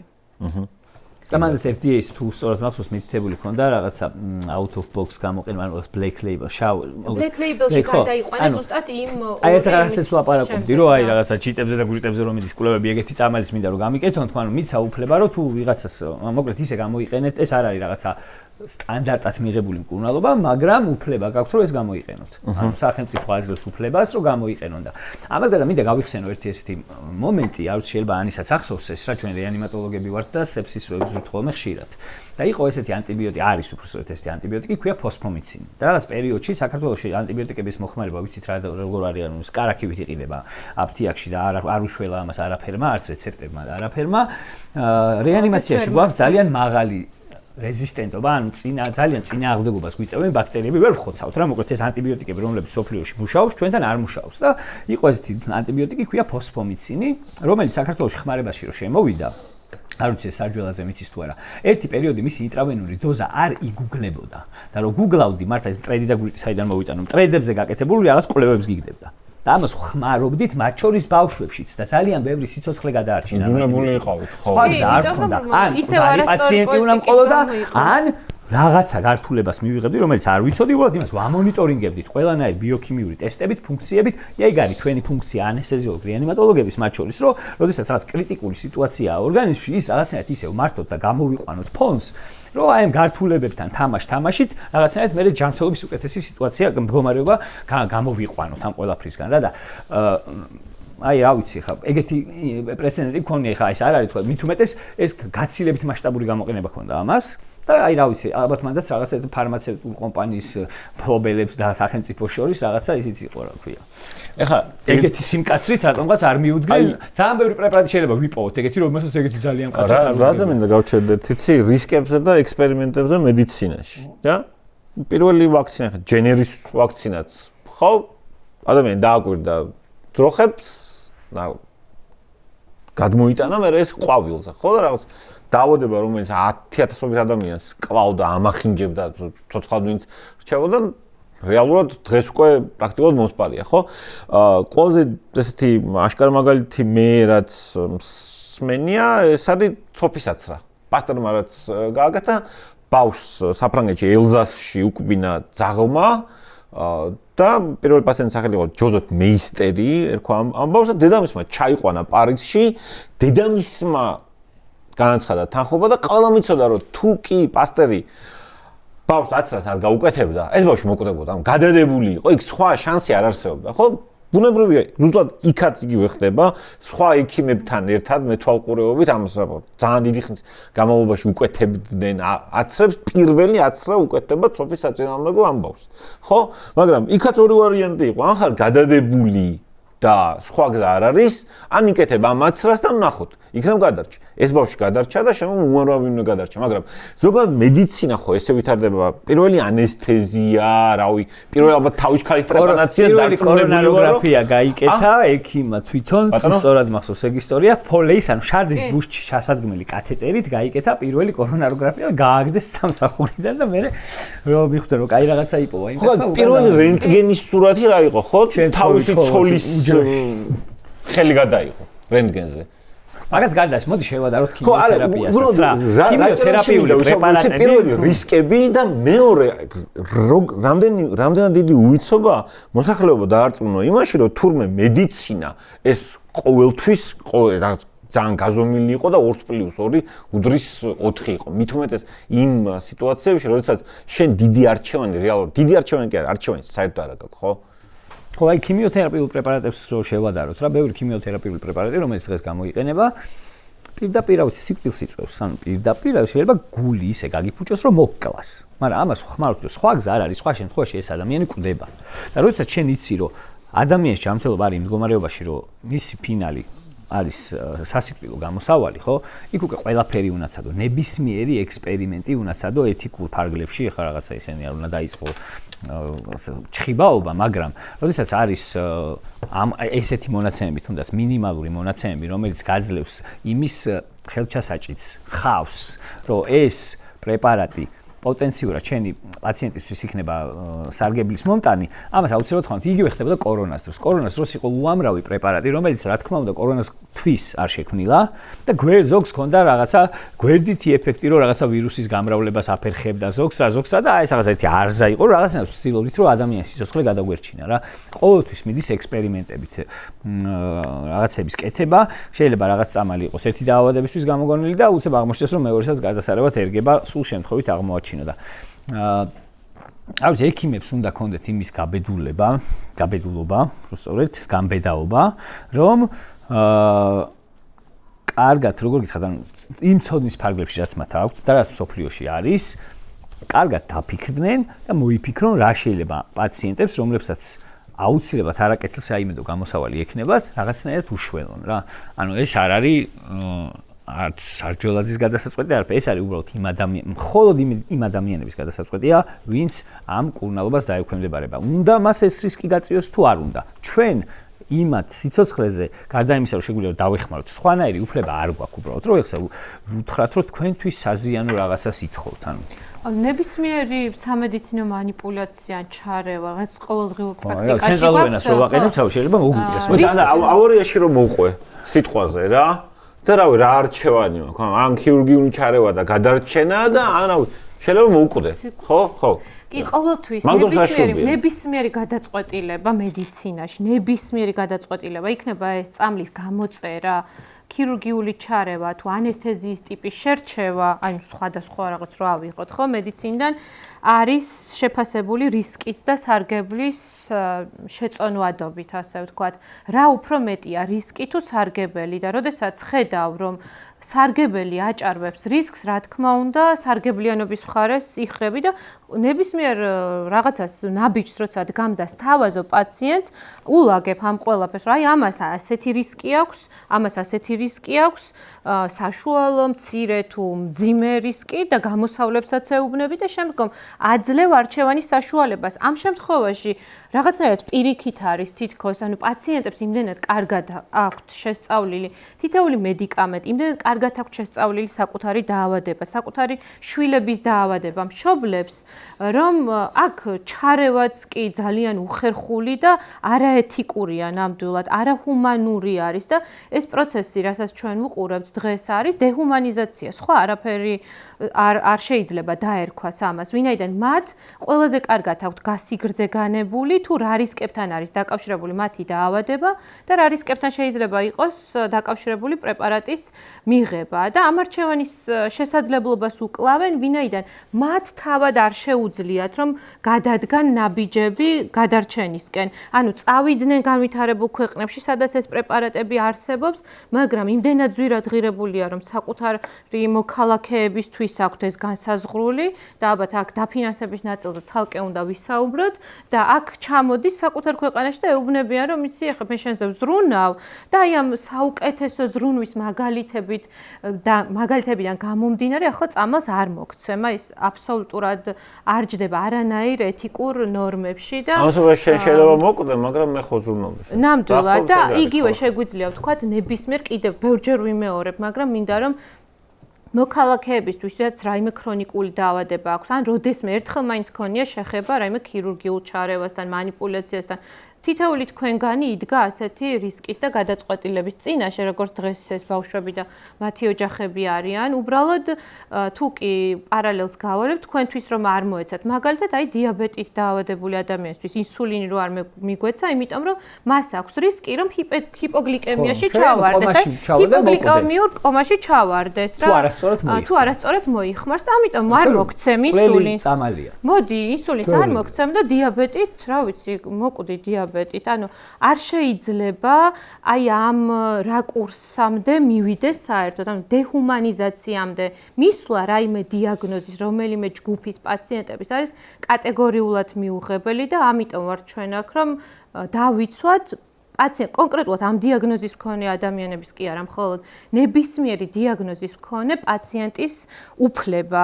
იმიტომ რომ დღეს ის ცალსახად დარღვეულია ჩვენს ქვეყანაში და როდესაც ვსაუბრობთ იშვიათ დაავადებებზე, თქვენ რომ გადახედოთ რომელიმე განვითარებული ქვეყნის მაგალითებს, როგორ ხდება მისი მართვა დღეს, უდიდესი ჩართულობა არის ოჯახების. მათი როლი არის ძალიან დიდი და ამავდროულად საზოგადოების პარალელურად, იმიტომ რომ ცნობიერების ამაღლება ხდება, არ ვიცი რა, რაღაც სინათლის სიჩქარით, იმიტომ რომ მათთვის თითოეული ადამიანი არის ღირებული და ჩვენს ქვეყანაში ადამიანის სიცოცხლეს და ჯანმრთელობას დაკარგული აქვს ღირებულება სამწუხაროდ. თუ შეიძლება რომ გავჩერდეთ რაზე, სანამ გადავალ მოცემის არგუმენტებზე, მართვა მენეჯმენტზე, რაც შენახსენიანი და ფულად საკითხზე. ხო, ხშირად არის არგუმენტი, რომ ფული გადასახადის გადახდების ფულს უფრთხილდებიან. ღარიბაშვილის ბინაში რო 6 მილიონი ქეშა დიდო, მაშინ ჩემ ფულს არ უფრთხილდებოდნენ და ამ საკითხზე გაიგიჟეს მაინც-თამაშ ლილუაშვილი ეხა მისი მოადგილე გადათხრილი ქუჩები იქა Ძალიან ფული კეთდება მერტმაიც გავიგებთ 5 წლის მერე ხო? ხო, არა, ზუგდიდში მან რა იყო, ეს სტადიონი თუ არსებობი 40 მილიონი და დაждდა, მაგრამ სტადიონი რო აშენდა, კუთხურის ალამთანაა, ბეტონის ის ალამთანი იყო რა, კუთხურს ვერ ჩამოაწყდა, ფეხს ვერ იქნება ფეხბურთელი. ხო, მაგ დროს არ ახსენდებათ და ეხლა გაახსენდა. სისტემის განშორს რო არ წავიდეთ 2 მილიონი რეანიმობილების ფული მოიპარა ჯანდაცვის მინისტრის მოადგილედ. რომელიც გამოუშვეს გირაუთი. და თავდაცვის მინისტრმა საქმე კატედან მილიონი კეშბექი აიღო. ჯანდაცვიდან დიახ, ერთმანეთს რომელიც გამოუშვეს გირაუთი. ჯანდაცვიდან მოიპარა, მეორემ თავდაცვიდან მოიპარა ფული და შეუძლიათ რომ გირაუთი იარონ და რა ვიცი 4 შვილის დედა ეგერ ზის ციხეში გადასაგდებ ბანერზე წარწერის გამო. ანუ აბსურდია ეს. თუ კი თანხებთან დაკავშირებით ვისაუბრებთ, მაგრამ ხო, ანუ პირველ რიგში აბსურდია, როდესაც არის კორუფციის ამხელა მასშტაბი ქვეყანაში და მართლა სისტემიდან შორს რო არ წავიდეთ, რაც თავად აღიარეს, რაც თავად გამოიტანეს ესე სინათლის შუქზე, ასე ვთქვათ, არის 2 მილიონი რეანიმობილების თანხა, რომლის მოპარვის შედეგადაც ჩვენ არ ვიცით, რამდენი ადამიანი დავკარგეთ, იმიტომ რომ ადამიანები ვერ მივიდნენ, ვერ გადაიყვანეს შესაბამის უფრო მაღალ ტექნოლოგიურ დაწესებულებაში და ჩვენ ეს მახსენდებათ 16 წლის ბავშვი გარდაიცვალა იმის გამო რაჭიდან რეანიმობილი კორონას დროს გავიხსენოთ მაშინ როდესაც კორონას გამო არ ყოფილა სხვა არა მაშინ როდესაც ისრაელი მაშინ ოკეი ფაიზერის ვაქცინაში 7-დან $11-მდე იხდიდა თითო დოზაში მაშინ ღარიბაშვილმა ჩინური სინოვაკი იყო თუ სინოფარმი ხო ჯანდაბა იყიდა 200 რაღაცა ლარად თითო დოზა ეს არავის არ დაავიწყეს და ამ ვაქცინით აწეს საქართველოში ძალიან ბევრი ადამიანი მაშინ როდესაც 30 ლარად შეგვეძლო გაცილებით მაღალი ხარისხის ვაქცინის ყიდვა არა იმუნიტეტი ხო გაცილებით დაბალი ხარისხის ვაქცინა ვიყიდეთ 200 ლარად ანუ 7-ჯერ მეტი დავხარჯეთ და ამ დროს სახელმწიფოს აღებული ქონა დაახლოებით 10 მილიარდი თუ არ ვთქვი ლარი ვალი საგარეო აი მაგ კრიზისის მართვისთვის სად წაიღეს ეს ფული რაში ხარჯეს სად რა ატკატები აკეთეს და ხო კიდევ გამოჩნდება ხა უშუალოდ ჯანდაცვაში რამდენი ფული არის მოპარული ჯანდაცვაში რა ფულიც იხარჯება ამ ფულის სწორი მონიტორინგი რო გაკეთეს და ადმინისტრირება მანდვე შეიძლება ფულის არათუ რაღაც სხვა დარგებს და რაღაცას და სხვა კორუფციონერებს მოვაკლო რამე თვითონ ჯანდაცვაში რა ფულიც იხდება იქაც იმის მაგალითად სწორად აკეთონ ამის მონიტორინგი უბრალოდ რაღაცებს ნაჯახით ჩეხავენ ეს მარტო დღეს დიუშენზე ლაპარაკობს რამდენ რაღაცას რამდენი განვითარების გზაზე მყოფი საქმე გააფუჭეს საქართველოში მედიცინაში რამდენ დარგს შეეხნენ მარტო იმიტომ რომ უბრალოდ აი რაღაცა პრობლემა წარმოექმნება თავისივე პოპულიზმის გამო რომ რაღაც თავი გონიათ ეს რაღაც ყველაფრის დამფინანსებლები და საყოველთაო ჯანდაცვას დღემდე ისე ქვია და მე უწევთ ნაჯახით რაღაცების მოჭრა აი პირდაპირ ხელზე რომ პატარა წერტილი უჩდება და ნაჯახით რომ მოიჭრა ეს ხელი და დაახლოებით ეგეთ რაღაცებს აკეთებ ხო პირველ რიგში უნდა ვთქვათ რომ სანამ დაფინანსებაზე ვილაპარაკებთ აუცილებლად უნდა გქონდეს ქვეყანას ეროვნული გეგმა, სტრატეგია, იშვიათი დაავადებების მართვის. როგორიც არ გვაქვს. არა თუ ეს არ გვაქვს, რაც გვაქვს, იმისი განხორციელებაც არ ხდება. მათ შორის ჯანდაცვის ეროვნული სტრატეგიის, ფსიქიკური ჯანმრთელობის და მთელი რიგი სტრატეგიები, რაც უნდა ითქვას ევროკავშირის და მეგობარი ქვეყნების ძალისხმევით თუ ორგანიზაციების ძალისხმევით იქნა მიღებული, ეს დევს თაროზე ჯანდაცვის სამინისტროს შენობაში და იშვიათი დაავადებების ეროვნული სტრატეგია ჩვენ არ გაგვაჩნია. არ გაგვაჩნია სკრინინგები და გენეტიკური ტესტირება. ყველა ის ბავშვი, რომელიც დიაგნოსტირდება იშვიათი დაავადებით, რეალურად ამ დიაგნოსტიკის თანხებს და რაც არ არის ცოტა, მინდა გითხრათ, გენეტიკური დიაგნოკლებები ჯიბიდან იხდიან ადამიანები. ანუ ეჭვი მიიტანა, ვთქვათ, ექიმა და მთელი რიგი კვლევების თანხები და ეს არის 10, 15 და მეტი 1000-ზე.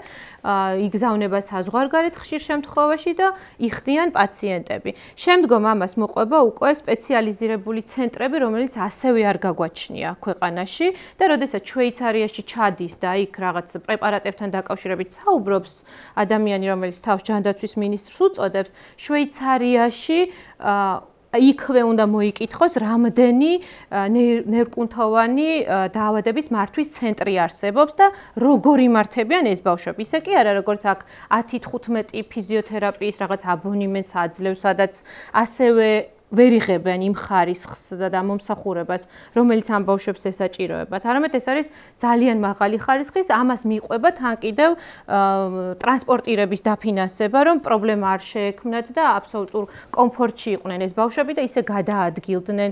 ამას ემატება თავისი დამხმარეები, რომლებიც ამ მშობლებს ეხმარებიან, ფსიქოლოგიური დახმარება და ასე შემდეგ და ასე შემდეგ და ინტერდისციპლინურ გუნდებზე უკვე ვისაუბრეთ ჩვენ, რომ ისინი მაქსიმალურ მობილიზებას ახდენენ ამ ბავშვების სამართავად. ფინანსურ ნაწილს რაც შეეხება, აი როდესაც ეს ყველაფერი გაქვს, სტრატეგია გაქვს, რეესტრი გაქვს, ზუსტად იცი მერე უკვე რა თანხები გჭირდება, რა ბიუჯეტი გჭირდება იმისთვის, რომ იშვიათი დაავადებები მართოთ და მე მინდა რომ ხშირად ვახსენოთ იშვიათი დაავადებები, იმიტომ რომ ახლა ჩვენ წინა პლანზე გვაქვს დიუშენის კუნთოვანი დისტროფია, 2 წლის წინ მქონდა თუ 3 წლის წინ აქონდროპლაზია და ადამიანები ნელ-ნელა იგებენ ამ დიაგნოზების შესახებ, მაგრამ ცისტური ფიბროზის მქონე ბავშვები 4 მოდულატორია 2012 წლის მერე შექმნილი და არც ერთი არ არის შემოსული და დღემდე, აი დღევანდელ დღემდე სულ ცოტა ხნის წინ ამ ფონზე, აი ამ ხმაურის ფონზე კიდევ დაიბარეს ეს მშობლები და რაღაც დაპირებები გასცეს. ანუ ეგ საერთოდ განხილვის საგანიც არ უნდა იყოს. ხშირად წერს ჩვენი კოლეგა ჯაბაზარქუა კრონის დაავადებას. კი, ჯაბა ხშირად წერს. ეგეც ძალიან ძლიერ. ჩვეულებრივ ავტორიზებულიც არის, გადამოწმებული, ჩვეულებრივ უკვე მიღებული პრაქტიკა ამ პრეპარატების გამოყენება, იქ გვერდით ეფექტებს და რისკებზე ლაპარაკი არ არის შემოტანილი. და ეს ყველაფერი ხდება იმიტომ, რომ ერთი არ აქვთ კომპეტენცია ცალსახად, მინისტრად წოდებულზე აღარ ვსაუბრობ, მის ირგვლივაც კომპეტენციის ნაკლებობა, არ არსებობს პოლიტიკური ნება და არ არსებობს ადამიანური ნებაც ამ ყველაფრის რომ იმართოს, თორემ 14 წლის მანძილზე ეს რეესტრი უნდა შექმნილიყო, იმიტომ რომ ისინი არიან ხელისუფლებაში. კიდე რა ლოგიკაა, იცი რომ მე თუ 2 მილიონი, პირობით ჯანდოს მინისტრის მოადგილე ვარ და 2 მილიონი თუ რეანიმობილებზე დავხარჯე, მე სახში რა წავიღო. ეგა თავგასულობა, კორუფცია, არ დარჩებათ, თორე ეხლა რო მაგათო ქონდა. ეს ჩინელების გამოგონილი სიტყვა დღეს ჩინელებთან კარგად ალაგებენ როგორც ამ კორუფციულ სქემებს. აი რო იყოს რომ 60 მილიონს გადმოგირიცხავთ თუ რაღაც არის 100 მილიონს და იქიდან უბრუნდებოდეთ ერთი 30 მილიონი ეს რა ქვია, cashback-ად ატკატად, ხო? დამერწმუნეთ რომ უკვე დიდი ხნის შემოტანილი ექნებოდა ეს პრეპარატები. ხო და ამის შემდეგ მოკლედ მას მერე რაც გაქვს რეესტრი და იცი რამდენი რა დაავადება გაქვს და იცი დაახლოებით ბიუჯეტირება უკვე იღებ გადაწყვეტილებას, რისი დაფინანსება შეგიძლია ამ დაავადებების მართვაში, მათ შორის მედიკამენტი და გარშემო რაც არის, რაც უკვე ჩამოთვალეთ და რისი არ შეგიძლია. აი და რისიც არ შეგიძლია, იმას უკვე განვითარებული ქვეყნები მართავენ სწორედ ასეთი ფონდების საშუალებით. რისი მაგალითიც ამ დღეებში ვნახეთ ჩვენ, მაგრამ ეს ვერ იქნება ერთჯერადად მოაგვარებს გარკვეულ საჭიროებებს, რა თქმა უნდა, მაგრამ იშვიათი დაავადებების მქონე ბავშვებისთვის ზოგადად ვერ გადაჭრის საბოლოოდ პრობლემას, იმიტომ რომ აქ უნდა იყოს ცალსახად ჯანდაცვის პოლიტიკის ნაწილი და გადაწყვეტილება, რომელიც იქნება პოლიტიკური ნების და გადაწყვეტილების შედეგი, რომელსაც დღეს ჩვენ ვერ ვხედავთ. ანუ არანაირი ნიშანწყალი არ ჩანს იმის, რომ რაიმე სამუშაო პროცესი მიმდინარეობს იმისთვის, რომ სისტემურად გადაიჭრას ეტაპობრივად ეს პრობლემები. და ამ ფონდში თანხების მობილიზების არაერთი მექანიზმი არსებობს. ჩვენ სულ ვიმეორებ, ახალი ველოსიპედის გამოგონება ამ საკითხთან დაკავშირებით არ გვჭირდება, იმიტომ რომ არის არაერთი ქვეყნის მაგალითი, რომელმაც გაიარეს იგივე პროცესი და ჩვენ ბევრად უფრო დაჩქარებულად შეგვიძლია გავიაროთ. მათ შორის არის ბიზნესის სტიმულირების ნაწილი, სადაც შეგიძლია რომ რაღაც გარკვეული შეღავათები მისცე. მათ შორის არის მარათონები, არის თანამშრომლობა საერთაშორისო ფონდებთან, მაგრამ იმის პარალელურად, როდესაც განვითარებულ ქვეყანასთან, ან განვითარებულ მსოფლიოსთან გზას იჭრის საერთოდ მეგობარი აღარ ყავს დასავლეთში და აქეთ რუსეთს ეპოტინები, რომელსაც სხვათა შორის თავისი დუშენის კუნთოვანი დისტროფიის დიაგნოზის მქონე ბავშვებისთვის წამალი შეაქვს, რაოდენ გასაკვირიც არ უნდა იყოს თავის ქვეყანაში და ამ დაავადებების მართვას მეტნაკლებად ცდილობს. რაზე უნდა ვისაუბრო, რანაირად უნდა გააკეთოს ეს ყველაფერი. ამ შემთხვევაშიც გჭირდება მეგობარი, პარტნიორი, არაერთი ორგანიზაცია, მათ შორის ფარმკომპანიებთან თანამშრომლობაც, რომელიც ყოველთვის, როგორც წესი, ისინი ორიენტირებულნი არიან სოციალური პასუხისმგებლობის ნაწილში, განვითარებულ ქვეყნებს მისცენ ბევრად უფრო დაბალ ფასად ეს წამლები, რომელიც იშვიათი მოხმარების არის, შეიძლება ითქვას და ძალიან ძვირად ღირებულია და მის ძვირად ღირებულობას ყველა ის კომპონენტი განსაზღვრავს, რაზეც ჩვენ უკვე ვისაუბრეთ, ის რომ იშვიათია, ის რომ მაღალ ტექნოლოგიურია, ის რომ ბევრი წლის მანძილზე ჭირდება ამას სამეცნიერო კვლევა, ძიება და შემდგომ პრაქტიკაში გამოკვლევა და ნახვა და ისინი დაბალ ფასად აძლევენ ასეთი ტიპის ქვეყნებს, როგორც ჩვენ გვაქვს. მაგრამ ამ ყველაფერს ჭირდება სამუშაო პროცესის წარმოება, მართვა და გარკვეულ სისტემაში მოყვანა. ამ პრეპარატების შემთხვევაში ამ განვითარებულ ქვეყნებსაც ჩვეულებრივი cost effectiveness, რასაც ვეძახით, ანუ ღირებულების და ეფექტურობის ხარჯთეფექტურობით შესყიდვა არ ხდება ამ პრეპარატების, იმიტომ რომ განსხვავებული მიდგომა სჭირდება და აქ უკვე შემოდის ცალკეული მოლაპარაკების ტიპები, რომლის გამოცდილებაც ასევე აქვს ჩვენს ქვეყანას და არაერთ ეთერში უსაუბრიათ ამ დარგის სპეციალისტებს, სადაც იწყებ მოლაპარაკება სწორედ სხვადასხვა რაღაცა მიმართულებებით, რომ უფრო დაბალ ბიუჯეტური, დაბალ ფასად შემოიტანო პრეპარატები შენი პაციენტებისთვის, მაგრამ როგორც არ უნდა იყოს ზრუნავ იმაზე, რომ შენს ქვეყანაში მცხოვრები თითეული მოქალაქე იყოს მაქსიმალურად დაცული და იზრუნო იმაზე, რომ რაც შეიძლება დიდხანს და რაც შეიძლება ჯანმრთელად იცოცხლოს, მაგრამ დღეს ჩვენ ხედავთ ხედავდნენ მშობლები ასეთი ბავშვების, რომ სახელმწიფო მათ კი არა ემალება, წვიმაში კი არა იძულებს, რომ ღიაცის ქვეშ იდგნენ. არამედ მართლა მთელი გულით და სულით ცდილობს, რომ რაღაცით დაეხმაროს. დარწმუნებული ვარ, გაცილებით კარგი, არ ვიცი, შედეგი ექნებოდა, ანუ აბსოლუტურად სხვანაირად შეეძლო, მათ შორის სარჯველაძესაც დაეყარებინა კომუნიკაცია მშობლებთან და სხვა ფორმატში ყოფილიყო ეს ლაპარაკი და აეხსნა თუნდაც ის რეალურად რა პრობლემა აქვს.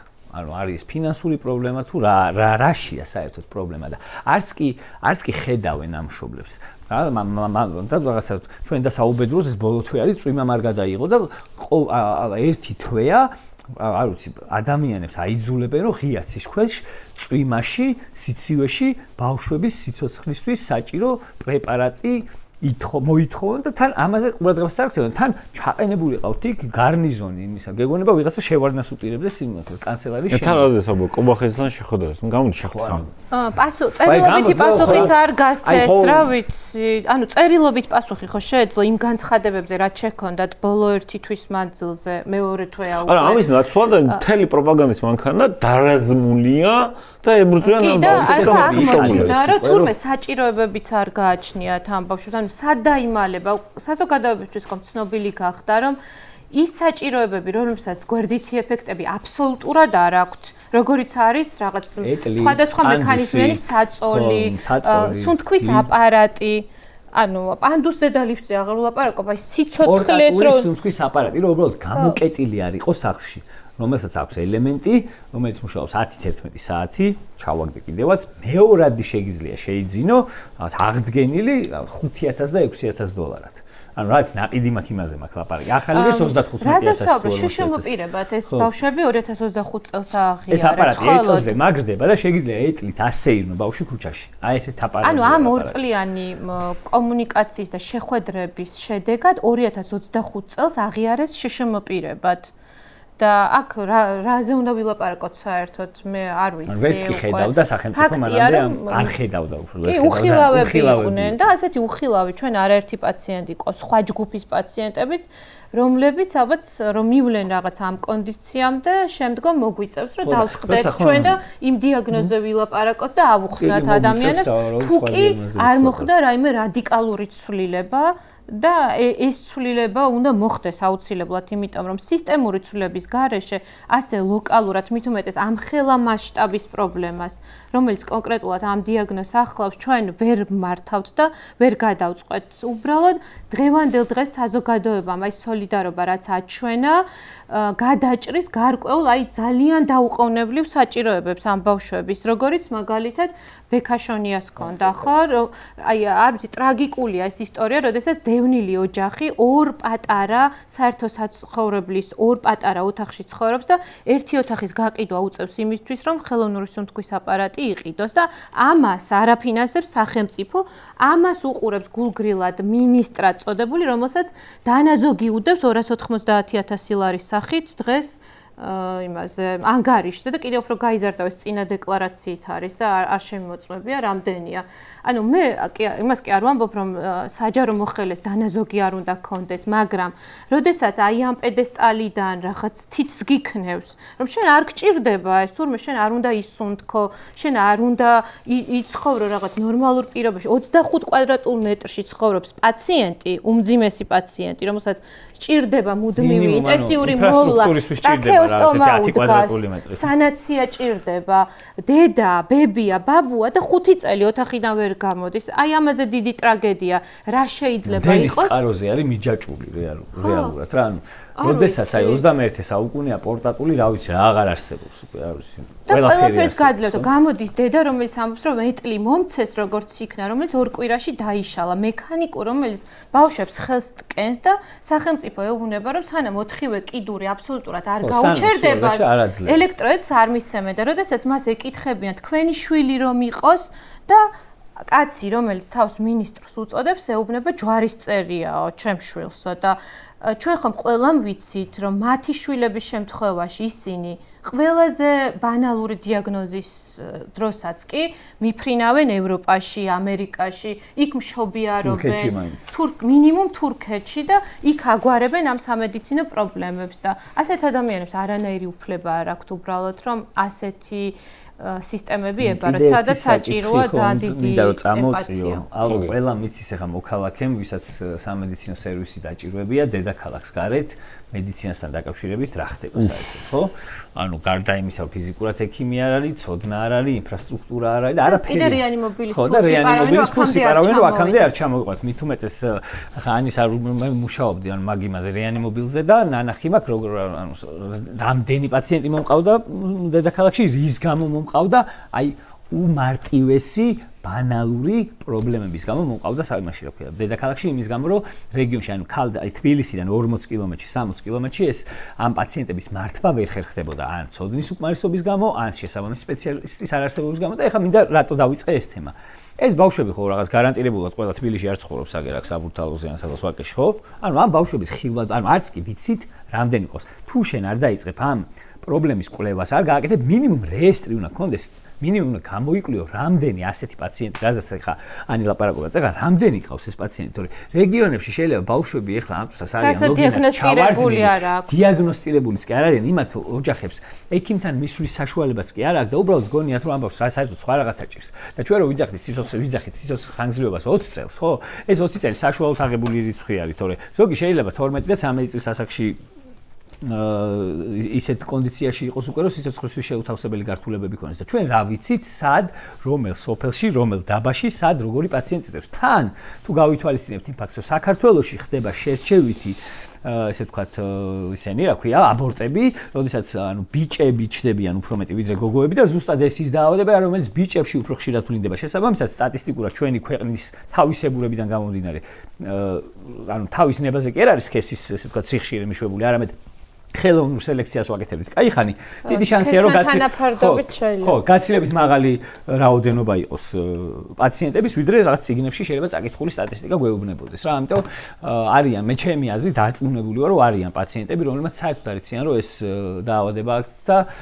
წარმოდგენა არ აქვთ რა უნდა რა საშუალება აქვთ რომ თავს უშველონ რა. ესეც აუცილებლად აღსანიშნავია რომ ამაზე ლაპარაკობს, იმიტომ რომ ზუსტად იგივე ხდებოდა კარდიოქირურგიაშიც, რეგიონებში ხდება ან რაღაც მომენტში ეს სერვისი ნელ-ნელა დაიწყო და რეგიონებში უპოულობდით ადამიანებს, რომელსაც გულის მანკი ჰქონდათ და რომელიც არ იყო დიაგნოსტირებული და ზოგ შემთხვევაში ეს მანკები უკვე ისეთი ასაკის იყო, რომ ხანდახან ინოპერაბ, ანუ ოპერაციასაც აღარ ექნდება რა. 90 წლებამდე სომხ ერევანში მიდიოდა საოპერაციოდ, მანამ სანამ ისევ ამერიკის დახმარებით ჯოინი არ გაიხსნა. ამაში ფული ჩაიდო და რეგიონებში პატარ-პატარა ცოდნა შეიტანეს აქედან თბილისიდან ექიმებმა ასწავლეს კარდიოლოგებს, ასწავლეს პედიატრებს, ასწავლეს ექიმებს, რომელსაც პირველად ხვდებიან პაციენტს, როგორ მიეტანათ ეჭვი. ამაზე და გამოეგზავნოთ მე შესაბამის სპეციალიზირებულ ცენტრში, ხო? უკვე ნელ-ნელა წლებთან ერთად ხედავდით, ჩემ თვალწინ ხდებოდა ის, რომ ხანდაზმული გულის თანდაყოლილი მანკები აღარ მოდიოდნენ საოპერაციოდ და ყველა შემთხვევა იდენტიფიცირდებოდა საწყის ეტაპზევე და დაბადებისთანავე ფაქტიურად რა. ერთი კითხვა მაქვს, აი თქვენი აზრით რა შეუძლია გააკეთოს და რას გააკეთებდა კეთილსინდისიერი და ხალხზე რეალურად მზრუნველი ჯანდაცვის მინისტრი, ჯანდაცვის სამინისტრო და მთავრობა ამ შემთხვევაში.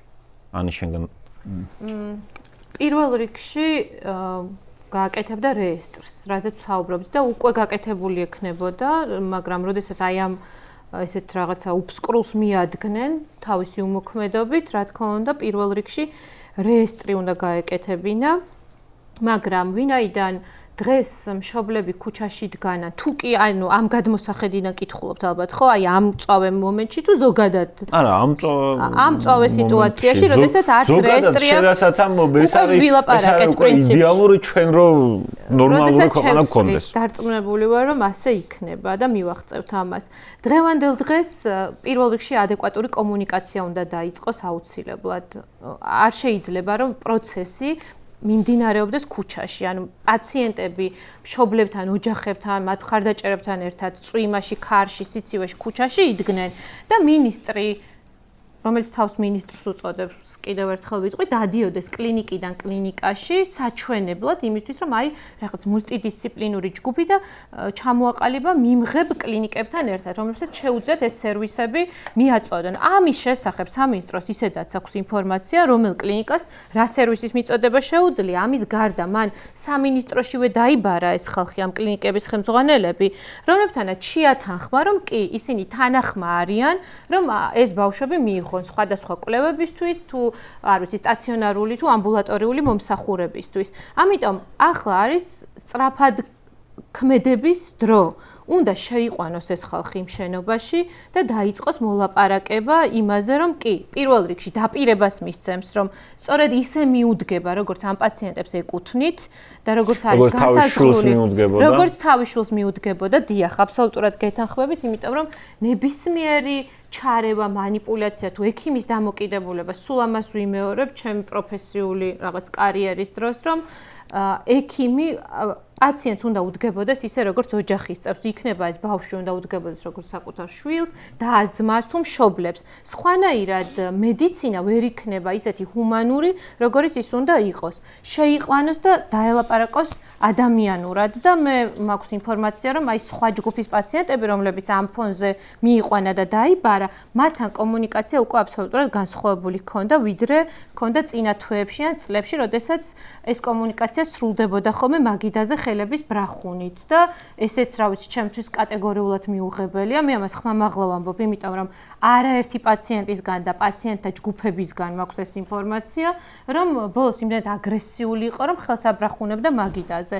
ძალიან კარგია, რომ ამ მომენტისთვის ეს ქმედება რაღაცა საქციელი შეცვლილი აქვს და უნდა შეიყვანოს და დაიწყოს კომუნიკაცია მშობლებთან და მშობლებთან და ასევე დარგის სპეციალისტებთან ერთად მიიღოს გადაწყვეტილება იმ პროტოკოლის დამტკიცების შესახებ, რომელიც ასევე თაროზე უდევს ჩემი ინფორმაციით, კონკრეტულად დუშენის კუნთოვან დისტროფიასთან დაკავშირებით და მის მართვასთან დაკავშირებით და დაიწყოს მოლაპარაკება უკვე წამლების მწარმოებელ კომპანიებთან, რისი გაკეთება არის შესაძლებელი. გადახედონ საკუთარ ბიუჯეტს, რა თანხის გამოყოფა შეუძლიათ და იფიქრონ ფონდის ჩამოყალიბებაზე, მაგრამ მე დარწმუნებული ვარ, რომ ამ ეტაპისთვის, რაც საჭიროებაც დღეს აქვთ ამ ბავშვებს, ეს ფული მოიპოვება, თუ კი ისინი ნაკლებს მოიპარავენ ბიუჯეტიდან და დარწმუნებული ვარ, დღესაც სამწუხაროდ აგრძელებენ ამ ფულის მოპარვას და ამისი არაერთი მაგალითი დავასახელებ. საერთოდ რო არ იპარავდნენ, ალბათ ამაზე უცნება არ ხდება. ამიტომ უნდა შევცვალოთ ეგ. ხო, ეგ არის ძალიან მნიშვნელოვანი, რომ იმის გამო რომ ჩვენ არ ვართ მდიდარი ქვეყანა, არ ვართ დიდი ქვეყანა, არ გვაქვს რაღაც ეკონომიკა უზარმაზარი, პირიქით გასაგები იქნებოდა მოქალაქეებისთვისაც, მშობლებისთვისაც ეს დიალოგი რომ მიდიოდეს რაღაც ისეთ საქმიან ფორმატში, რომ მართლა პრობლემების იდენტიფიცირება ხდებოდეს, მართლა რაღაცა გამოვლენა რამდენი რა ბიუჯეტია საჭირო, ისი საშუალება აქვს სამინისტროს, ისი საშუალება არ აქვს. ხო, ანუ ამას გულწრფელად ეუბნებოდეს შესაბამისი ჩინოვნიკი დასახმარების სათხოვნელად მისულ მშობლებს და არა ისე როგორც ეხლა არის. მინიმუმ ეს უნდა მოხდეს. იმიტომ რომ ამ მშობლებმა ძალიან კარგად იციან თავიანთი ბავშვების საჭიროებები, ძალიან კარგად იციან რა რისკზე არიან წამსვლელები. აქ ერთადერთი არის დარჩენილი ის, რომ ეს პროცესი გადავიდეს ოთახში, გახდეს საქმიანი, შედეგზე ორიენტირებული და მე უკვე იმის მიხედვით რა თანხები იქნება საჭირო. გვეყოფა ამაზე გაწდება თუ არა ამას ჩვენი ბიუჯეტი თუ ვერ გაწდება, ამასაც ვნახავთ და ხალხის მხრიდან თანადგომა ფინანსური იქნება თუ სხვა სახის დაჭირდება თუ არა ამ ბავშვებს, მაგასაც ვნახავთ, ხო? ოღონდ ეს რაღაცა დამალობანას თამაში ამ მშობლებთან არ მიიყვანთ ამათ კარგ ფინიშამდე. დარწმუნებული ვარ ესე იქნება. ამიტომ უნდა მოიგონ გონს, ეს არ არის უკან დახევა, ეს არის ელემენტარული ადამიანური საქციელი, როდესაც ძიმე დაავადების მქონე ადამიანი თხოვს შენ სახელმწიფოში დახმარებას და შენ ამის ბერკეტები ხელში გიჭირავს, ეს ადამიანები ქუჩაში, წვიმაში, თვეზე მეტი ხანი არ უნდა იდგნენ. ეს არის ძალიან მარტივი ჭეშმარიტება, უნდა დაჯდნენ და საქმიანი საუბრის ფარგლებში, რაც შესაძლებელია და რისი საშუალებაც აქვს ჩვენ სახელმწიფოს, ჩვენ ბიუჯეტს, ის დახმარება გაუწიონ ამ ოჯახებს. კი ბატონო, თუ ფიქრობთ რომ რამე ზედ დაგვჭა რაც რეპლიკის სახით შეგვიძლია დავამატოთ? მე დავამატებდი იმას, რომ სოლიდარობა არის ალბათ მნიშვნელოვანი, რაც ჩვენმა საზოგადოებამ აჩვენა ბოლო დღეების მანძილზე. სიმართლე რომ გითხრათ, არც რაღაცნაირად არ მქონდა მოლოდინი ამ დოზით სოლიდარობის, რაც გარკვეულწილად რეფერენდუმიც იყო, შეიძლება ითქვას, თუ რა სურთ რიგით მოქალაქეებს ამ ბავშვებთან, პაციენტებთან, ზოგადად სხვადასხვა დიაგნოზის მქონე, დარწმუნებული ვარ, რომ ნებისმიერი დიაგნოზის შემთხვევაში ჩვენს მოქალაქეებს სწორედ ასეთი დამოკიდებულება ექნებათ, იმიტომ რომ თითოეულ მათგანს ალბათ ერთხელ მაინც ქონია ამ ჯანდაცვის სისტემასთან შეხება. ცალსახაა, რომ მათ სურთ სხვანაირი მოწყობის ჯანდაცვის სისტემა, რომელიც ორიენტირებული იქნება ადამიანებზე და აბსოლუტურ ჰუმანიზმზე, იმიტომ რომ ეს არის დარგი, სადაც კითხვის ნიშანი არ უნდა დაისვას იმასთან დაკავშირებით, დავეხმაროთ თუ არა რაიმე სახით პაციენტებს და ამავდროულად არ უნდა დავაყვედროთ ნებისმიერი დახმარება, რომელსაც გაუწევს სახელმწიფო. ამისთვის არის სწორედ სახელმწიფო, ამისთვის არის ბიუჯეტი, ამისთვის იქმნება ბიუჯეტი, რომ საჭიროების დროს ნებისმიერ მოქალაქეს, ნებისმიერ სიტუაციაში კონდეს სახელმწიფოს დახმარების იმედი. და მე იმედს ვიტოვებ, რომ მივახწევთ ჩვენი ცვლილება, სადაც გვექნება სახელმწიფო, რომელიც ასეთ ჰუმანურ აქტზე თუ არ ვიცი, ჰუმანურ დამოკიდებულებაზე იქნება აშენებული.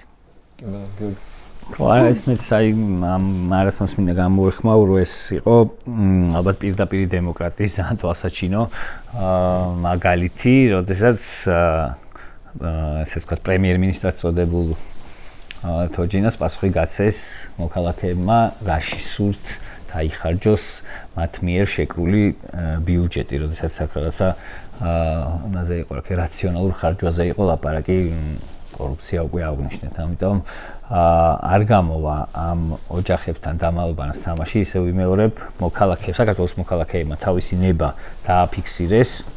ის თანხა რაც შეგროვდა ძალიან დიდია და ძალიან კარგია, მაგრამ ეს არ არის ის საშუალება, რომელთაც ამ ბავშვებს ხანგრძლივ პერსპექტივაში სტაბილურად ექნებათ ის სერვისები, რომელიც, როგორც გადაცემის დასაწყისში აღნიშნეთ, ბოლო 10 წლის მანძილზე კარგ სისტემაში მოყვანილმა მკურნალობამ და მოვლამ მოგცა ის შედეგი, რომ 10 წლით, შესაძლებელია 10 წლით მინიმუმ გაუხანგრძლივდეთ ამ პაციენტებს სიცოცხლე. ამიტომ საქართველოს მოქალაქეებმა გააკეთეს, დაკვეთა, გამოხატეს თავისი პოზიცია ამ მარათონის საშუალებით და უკვე აღარსად უკან დასახევი და დასამალი ადგილი არჩება ხელისუფლებას, ეგრეთ წოდებულს, რომ რაღაცა პროპაგანდით უპირისპირდებოდეს პირიქით, ეხლა დაჯდნენ და რაც შეიძლება მალე მოაგვარონ ეს პრობლემა, სანამ ეს გადაზრდილა უფრო სერიოზულ და სხვაგვარ მოთხოვნებში.